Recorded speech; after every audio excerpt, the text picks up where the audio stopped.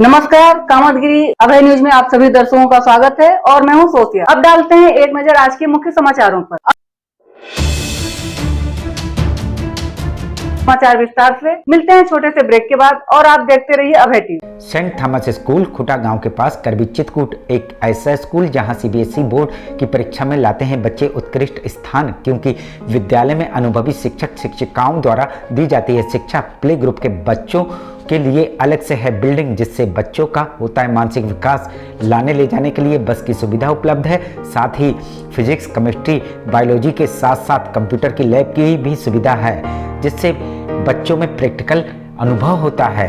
यदि आप अपने बच्चे का उज्जवल भविष्य चाहते हैं तो हमारे स्कूल आइए और बच्चों का प्रवेश कराइए। हमारा पता सेंट थॉमस स्कूल खुटा गांव के पास करबी चित्रकूट। समाचार बुलेटिन में आपका पुनः स्वागत है।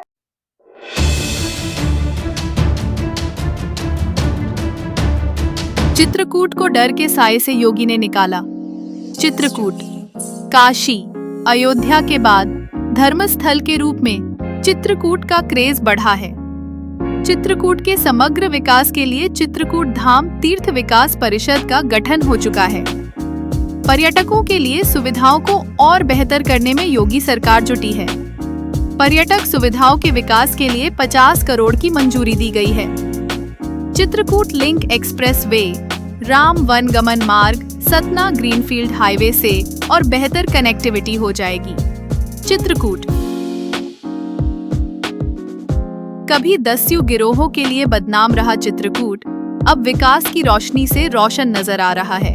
यह वही चित्रकूट है जहां कभी ददुआ, ठोकिया, राधे, बबली कोल, गौरी यादव, साधना पटेल और गोप्पा जैसे दस्यु गिरोहों का समानांतर शासन देखने को मिलता था। लोगों में हरदम इन दस्युओं को लेकर दहशत का माहौल था, यहाँ तक कि ये राजनीति को प्रभावित करने की स्थिति में थे। लेकिन सीएम योगी के शासन काल में यहाँ का विकास हो रहा है। वनवास के दौरान भगवान श्री राम ने पत्नी सीता और भाई लक्ष्मण सहित जिस चित्रकूट में सर्वाधिक समय बिताया था, जो चित्रकूट उनको अयोध्या से भी अच्छा लगने लगा था, अवध सहसम बनुप्रिय लागा।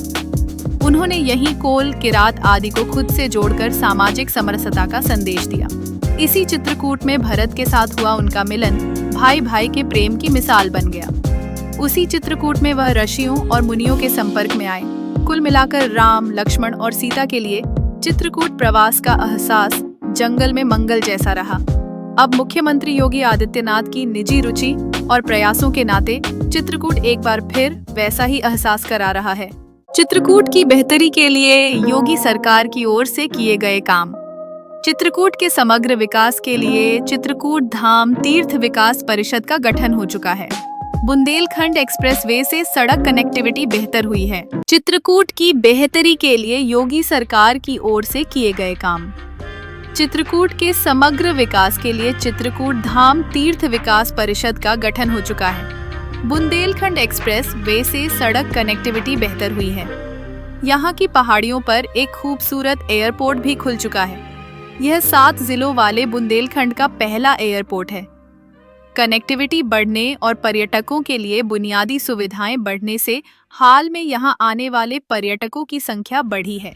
प्रयागराज महाकुंभ के दौरान उलट प्रवाह के कारण यहां ढेर सारे पर्यटक आए। आने वाले दिनों में चित्रकूट आने वाले पर्यटकों की संख्या और बढ़ेगी। इसके मद्देनजर योगी सरकार पर्यटकों के लिए बुनियादी सुविधाएं लगातार बेहतर कर रही है।